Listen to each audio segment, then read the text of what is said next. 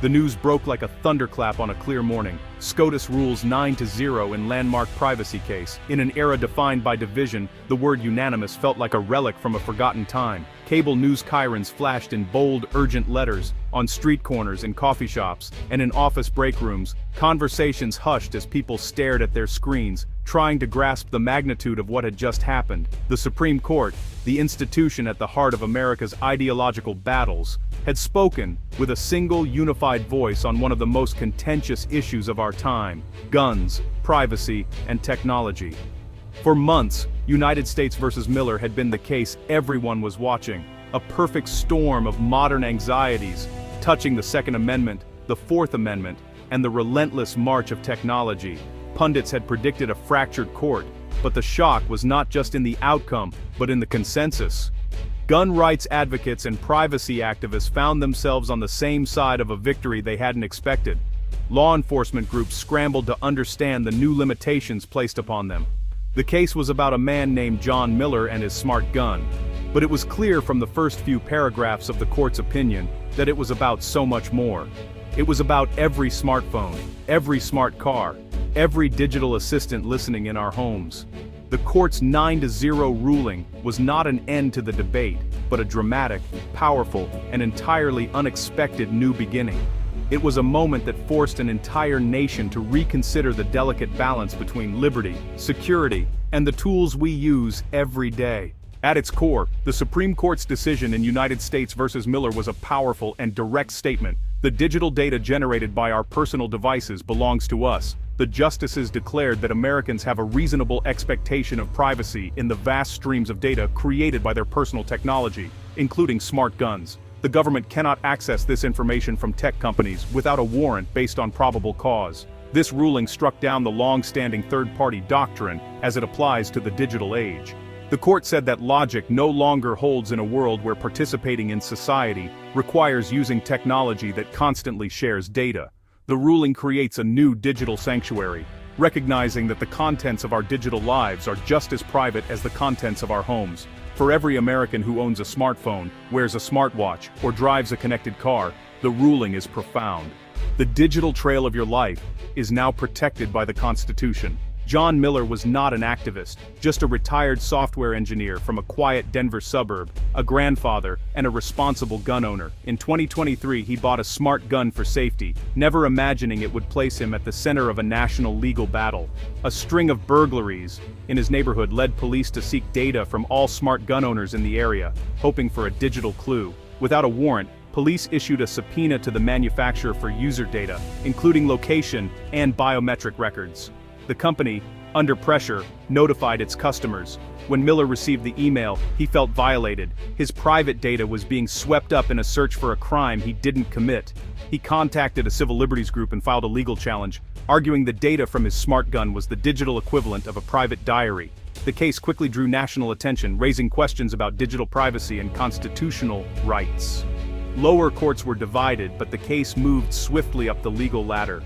John Miller, the quiet engineer, became the unlikely plaintiff in a case that would redefine privacy for all Americans. To understand the Miller case, you have to understand the technology. A smart gun is a networked device, part of the Internet of Things, with a biometric sensor in the grip that unlocks only for authorized users. It logs every action, location, movement, firing, and access attempts, creating a detailed digital record. This data is encrypted and uploaded to the manufacturer's cloud servers for diagnostics and safety. The result, a digital portrait of the owner's life, from daily movements to private routines.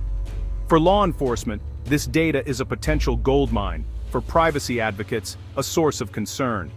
The data reveals not just potential criminal activity, but the mundane, private patterns of daily life. The smart gun designed for security had created a new vulnerability. A tool of self-defense turned into a potential source of warrantless surveillance. This paradox was the central issue Miller's case forced the nation to confront. The Supreme Court had to decide, does technology designed for safety justify a new form of government intrusion? The legal battle began with a subpoena, not a warrant. Police, lacking physical evidence, demanded data from every smart gun user in a wide area. Miller's legal team argued this was a fundamental breach of constitutional rights, a digital dragnet that rendered the Fourth Amendment meaningless. The government relied on the third-party doctrine, claiming Miller had no expectation of privacy in data shared with the manufacturer. Miller's side countered that the doctrine was outdated. In the digital age, sharing data is unavoidable. Applying the old rule would mean nothing in our digital lives is private. Lower courts were split, one sided with police, another with Miller. The law was in disarray. The case was destined for the Supreme Court. The question: does the Fourth Amendment protect the digital records of our lives? The answer would set a precedent for the digital era.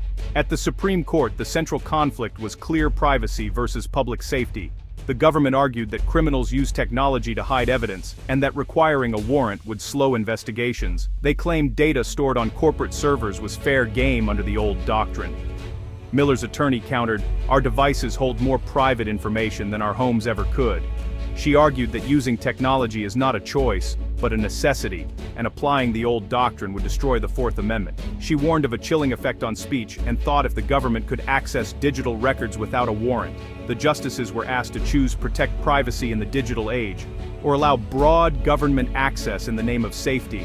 The stakes were nothing less than the future of freedom in a connected world. The court's decision would define the boundaries of liberty and surveillance. The nation waited.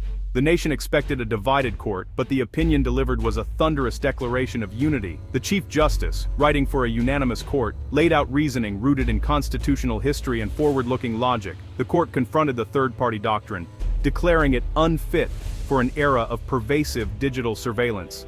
The justices ruled that using essential technology does not forfeit privacy. Data from smart guns, smartphones, and connected cars is continuous, deeply personal, and paints a comprehensive record of a person's life. Giving the government access to this data is like having an agent follow you everywhere. The court created the concept of digital curtilage. Private spaces now extend into the digital realm. The 9-0 ruling did not ban law enforcement from accessing digital data, but reaffirmed the need for a warrant. This strikes the right balance. Police can investigate, but cannot treat every citizen as a suspect. United States v. Miller affirmed that old rights apply as strongly in the digital world as in the physical one. The rules of privacy had been rewritten for a new era.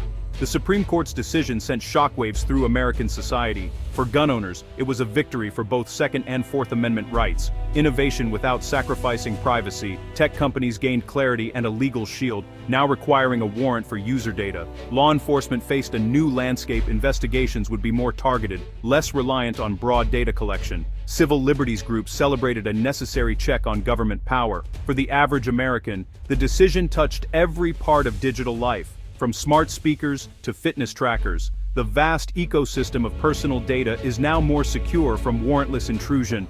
A teacher from Florida told us, "I feel safer knowing my private data can't be accessed on a whim." The law has finally caught up with the technology we use every day. The ruling reaffirms that a person's home and their digital life is a sanctuary. The principle of privacy, once confined to physical spaces, now extends to the digital world. The nation had a new standard for liberty in the information age.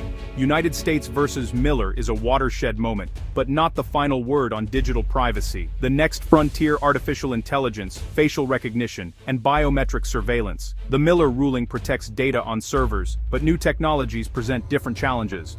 Automated, pervasive, and often invisible. Future cases will test how the Fourth Amendment applies to AI and biometric searches. Lawmakers will face pressure to codify these protections and set clear rules for emerging tech. The arms race between privacy and surveillance will accelerate, with tech companies building stronger digital walls and agencies seeking new ways in. The legacy of Miller is its call for balance. Constitutional principles must adapt to each new era. We do not have to choose between innovation and fundamental rights. The road ahead requires vigilance and dialogue among citizens, lawmakers, and creators. The court has drawn a line in the digital sand. Now, it's up to all of us to ensure it stands.